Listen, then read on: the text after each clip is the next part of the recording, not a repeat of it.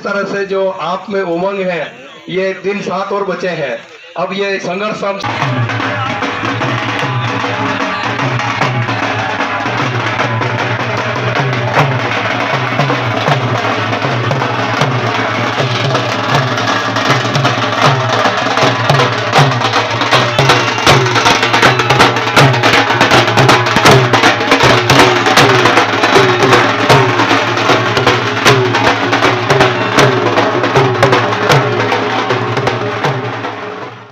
नमस्कार, आप देख रहे हैं वॉइस ऑफ एमपी और मैं हूं अब्दुल अली ईरानी।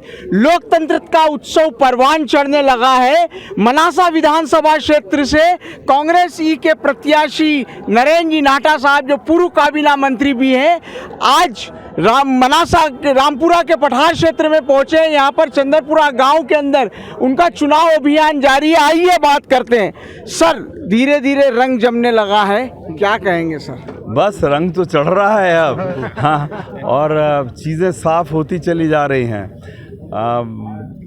कोशिशें तो हताशा में बहुत सी कर रहे हैं। जो आज सुबह मेरे साथ जो घटना उन्होंने कराने की कोशिश की, वो भी उसी का परिणाम है। मेरे साथ मेरे परिवार पर कल कुछ अधिकारियों को मंदसौर में भेजा गया, वो भी इसी हताशा का परिणाम है। और मेरी केवल एक बहू वहाँ परिवार में थी, उसको उन्हें परेशान किया। तो ये जो कुछ है, ये उनकी हताशा के में लिए गए निर्णय है और कार्रवाई है। इससे न तो मैं विचलित होऊंगा, न जनता विचलित होगी। सर, आप इस क्षेत्र में आए हैं, इस क्षेत्र में आपके द्वारा जो काम किए गए थे उसको लेकर भी अभी आपने बात रखी थी अपने सभा में। सर, क्या कहेंगे? हाँ, जो काम मैंने किए वहाँ छूटे हैं। सब जानते हैं कि मैंने आदिवासी क्षेत्र में बांध बनाया। बिल्कुल जो हमारा समाज का सबसे निचला तबका है, मैंने उसके भले के लिए कुछ काम किया। इनके मन में अगर कुछ होता तो ये कम से कम उसी बात काम को आगे बढ़ाते। 20 साल से वो काम वहीं अटका हुआ है। अब जनता मुझे वापस लाना चाहती ताकि मैं उस काम को आगे बढ़ाऊं। ये मेरे काम की, ये जो पिछली बार काम किया था और आगे मुझे क्या करना है, दोनों बातें। सर, इस क्षेत्र में काफ़ी काम किए हैं आपने, जो अभी आप बात कर रहे थे, थोड़ा सा बताएंगे सर कि किस तरह के काम इस क्षेत्र में हुए हैं? सर, इस क्षेत्र में हमने ये नरवाली बांध बनाया, उधर हमने 2 बांध दूसरे बनाए। यहाँ पास में रामपुरा के पास में जोड़मी की उद्वन सिंचाई योजना बनाई, जो गांधी सागर के पानी को जोड़मी को सिंचित करती थी। उसके थोड़ा सा आगे हमने राजपुरा की उद्वन सिंचाई योजना बनाई। उसके थोड़ा सा आगे हमने आंतरी की सिंचाई योजना बनाई। उसके पड़ोस में हमने खानखेड़ी की उद्वन सिंचाई योजना बनाई। और मनासा क्षेत्र में 300 से अधिक तालाब बनाए। रामपुरा में भी तालाब बनाए, 300 से अधिक तालाब बनाए। उसमें डायली, मोकमपुरा, सब जगह हैं। आप जिस गांव में चले जाओ आपको तालाब मिलेगा। मैंने भूजल स्तर को ठीक करने के लिए, चढ़ाने के लिए मैंने यहाँ पे कुआं रिचार्जिंग की एक बड़ी स्कीम यहाँ पे चलाई। करीब 25 गांव का 100% कुओं का रिचार्जिंग उस वक्त हुआ। और इसके अलावा शिक्षा के क्षेत्र में हमने इतने हाई स्कूल खोले, इतने मिडिल स्कूल खोले। हमारी सरकार की नीति थी कि 3 किलोमीटर पे मिडिल स्कूल और 5 किलोमीटर पे हाई स्कूल। मैंने तो तत्काल आदेश दिए। अब वो स्कूल बंद किए जा रहे हैं, उनमें शिक्षक है नहीं, और कहा जा रहा है कि हमें उन्हें CM राय स्कूल में पढ़ाएंगे। बताइए कि रावली कुई का छात्र कैसे CM राय स्कूल में पढ़ने मनासा जाएगा? तो हमने शिक्षा के क्षेत्र में हमने ग्रामीण छात्रों, ग्रामीण युवकों को रोज़गार दिलाने के लिए हमने जो गुरुजी वाली स्कीम थी, उसमें ग्रामीण रोजगार मिलता था। हम गुरुजी के हमने जो रोजगार सहायक बनाए, पंचायत सचिव बनाए, वो ग्रामीण क्षेत्रों से थे। हमने जन स्वास्थ्य रक्षक बनाए, हमने गौ सेवक बनाए, हमने इस तरीके के हमने ग्रामीण क्षेत्र के युवकों को रोजगार दिलाने के लिए बहुत सारे काम किए। सर, रामपुरा जो कि है, एक ज़माने में एजुकेशन का बड़ा सेंटर था, बड़े बड़े नेता यहाँ से पढ़ के निकले हैं, अभी पिछड़ गया। इसके लिए बराबर, जब यहाँ रामपुरा ITI था, कि अच्छा ITI यहाँ था, लेकिन काफ़ी बीच के सालों में उसकी स्थिति खराब हुई। जब मुझे जनशक्ति नियोजन विभाग मिला, तब फिर उस रामपुरा ITI को मैंने विकसित किया। और दुर्भाग्य से मेरे जाने के बाद फिर रामपुरा ITI की आज हालत बहुत ख़राब है। वापस आएंगे, इसको ठीक करने की कोशिश करेंगे।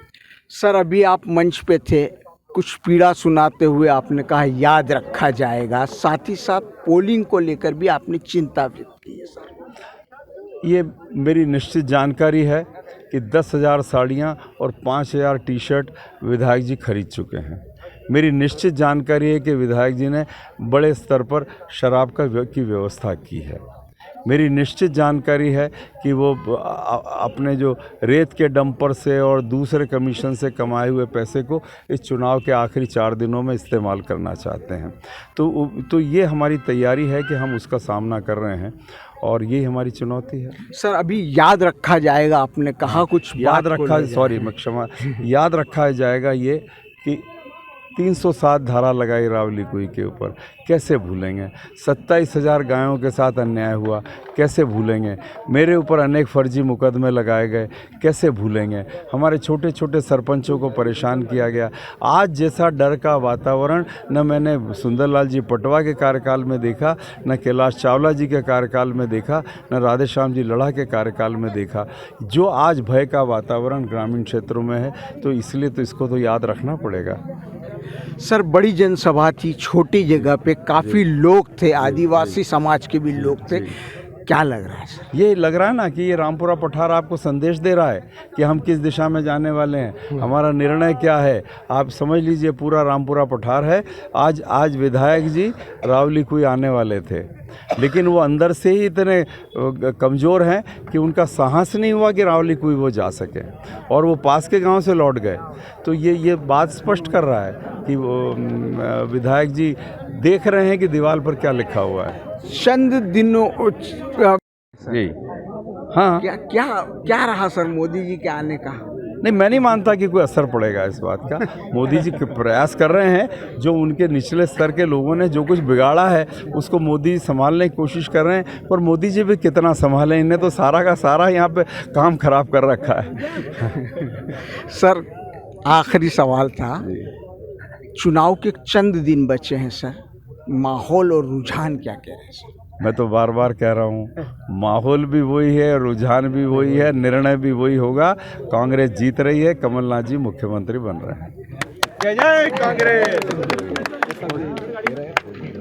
गंभीर आरोप नरेंद्र जी नाहटा ने लगाए। उनका कहना था कि चुनाव से पूर्व कुछ इस तरह की तैयारियों में उनके जो विपक्षी प्रत्याशी है वो लगे हुए हैं। उन्होंने ये तक कह डाला कि साड़ी, कपड़े और शराब तक की व्यवस्था के आरोप लगाए गए। साथ ही साथ उन्होंने कहा कि वो इस विज़न पे काम कर रहे हैं कि इस आदिवासी क्षेत्र में जो काम अधूरे पड़े हैं उसे पूरा करेंगे। और उन्होंने दावा किया कि जो माहौल है उससे लग रहा है कि वो भी वापस आ रहे हैं और कांग्रेस भी वापस आ रही है। देखना होगा कि उनका दावा कितना सही होता है। 3 दिसंबर को ये बात सामने आएगी।